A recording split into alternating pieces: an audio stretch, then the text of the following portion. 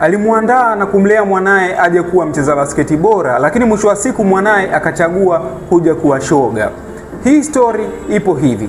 Huyu unayemwona kwenye hii video anaitwa EJ Johnson, ambaye ni mtoto wa mcheza basketi bora na maarufu zaidi nchini Marekani anayeitwa Magic Johnson.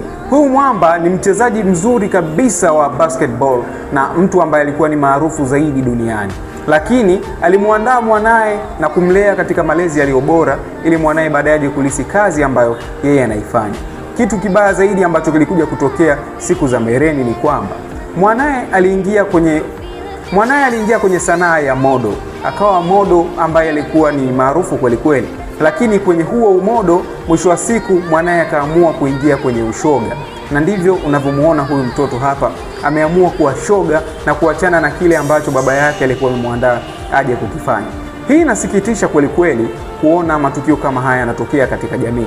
Lakini kitu ambacho kinanishangaza na kinaushangaza ulimwengu ni kwa baba yake mzazi ameamua kulibariki suala la mwanaye kuwa shoga. Yaani ni kitu ambacho kinasikitisha kweli kweli.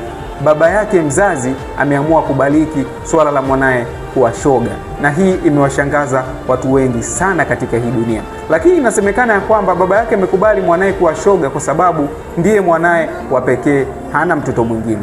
Una maoni gani kuhusiana na tukio hili ama story hii ya huyu bwana mdogo wa hovyo? See you next time. My name is Kalesa Star.